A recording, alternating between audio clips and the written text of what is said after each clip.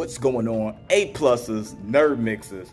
Yo, first off, y'all already know what I'm here for. Let's get into that review for episode 2 of Game of Thrones, man. And boy, oh boy. First off, I got my intro. Yo, that intro was stellar with the blood from the different places flowing into the symbol. You know what I'm saying? The House Targaryen. Crazy, boy. Crazy. I really appreciated that. But when the episode started off, we got to look at the crab feeder. We just go straight into it. It's a beach, the low light, you know what I'm saying? It's pretty cool. You see crabs eating off of dead skulls and stuff, and then all of a sudden you see a dude who's still alive being eaten by the crabs, and it was a cringe moment. It was a cringe moment, but hey, that's some stuff for you right there. That's evil as evil goes, and I'm interested to see the point he plays, especially because of the influence that he had in attacking, you know what I'm saying, Westeros ships and stuff like that, is influencing a lot of the moves that, you know what I'm saying, Lord C is making. And the reason why he's positioning himself to try to get that go, because when this episode comes, we find out that this is 6 months. Like, they did a huge time jump between episode 1 and episode 2, and it ends up being 6 months after his wife dies. And it's kind of like they're trying to push the king to get married, right? And with the argument between like the king and Lord C, they come to an agreement or somewhat. So they put something out there that, you know what I'm saying, Lord C and Ray's daughter, Lena, is who, she's like only 10 or 12 years old, right? Is going to marry the king in order to bring the houses together, in order to strengthen the stance of the kingdom, to kind of let everybody know that the king's not weak since his wife died and since he didn't have a, you know what I'm saying, male heir, because everybody's looking at a female heir as like weakness, you know what I'm saying, with Riri and all that. So they want to merge the two oldest houses, you know what I'm saying, in Valyria, intermarriage. That's how Targaryens do, in order to, you know what I'm saying, bring the houses together to show strength and power and what's going on.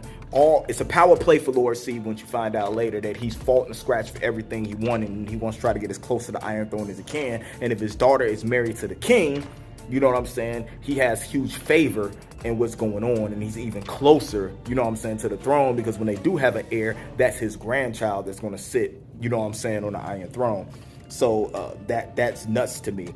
But if Alicent isn't going to have something to do with that, yes, the Hand's daughter, who is being used to seduce the king in order to put herself in a position, and him in a position of power, it was nuts, man, because the king has really fell for this girl, and she's played all her cards right in what she done, because when it comes down to it, he doesn't choose Lord C's daughter.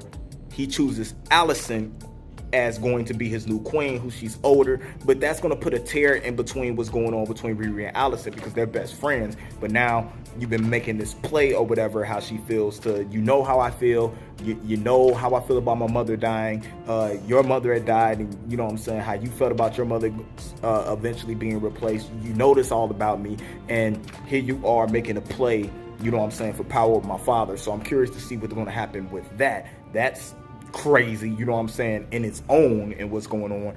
But this is what really digs me out. It was one of the best scenes, you know what I'm saying, in this episode. I'm just gonna hands off.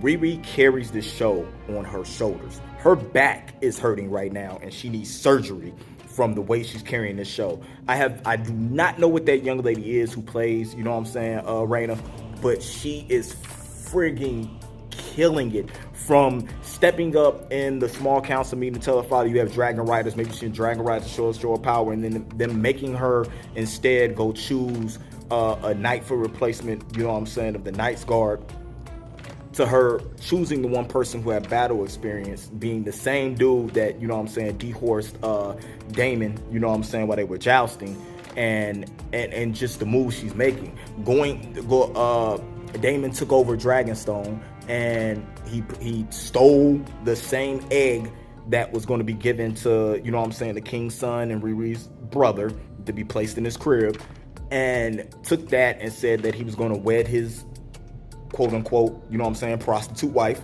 prostitute girlfriend, and that was going to be his wife, and said she was with child, like doing all this stuff it feels like just for attention, because he's mad he's not the heir anymore. So he has a dragon, he has the gold cloaks, and he's ready to go to war at Dragonstone. So that's also making the king look weak.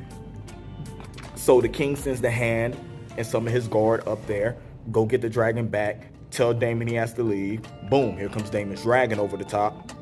I'm more powerful than you. What are you guys going to do? And then here comes Riri flying in the sky with her dragon, sets it down. Now we're even, bro. Because dragon versus dragon is me versus you. I'm the heir. She walks to the front. You know what I'm saying? Talks to him. If you want to take me out now.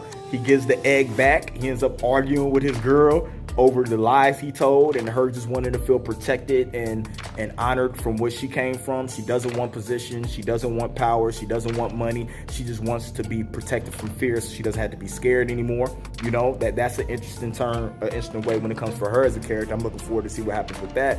But just showing Riri, already showing the premise of what she needs to be a leader. I think she's earning respect from certain individuals from taking a stance like that. Sits down, has a talk with her, finally talks to her father about the death of her mom. You know what I'm saying? Right before he announces Alicent to be his wife, which is nuts. I mean, the everything that's going on with this, the twists and turns that just happened in just 2 episodes, and stuff that we took like a whole first season of Game of Thrones to get through. They really understand the pacing of the show to be able to jump 6 months and make us not miss anything without a beat. And then to top it off, at the end of the episode, Lord C calls Daemon down to talk to him about collaborating on something in order to take out the crab feeder, to show how they're both not just number 2s, and show that they both can be powerful and just take what's theirs instead of trying to wait on it. Man, this show is off the chain, and I just can't wait till next Sunday. I have no idea what's going to happen in the next episode, even though I read the books a long time ago, but I forgot what happened with them. But look, man, it's great. It's just great television. Great television. Cringy moments. They went back to the crab feeder, and the dude started off with almost a whole leg. Now both his legs gone.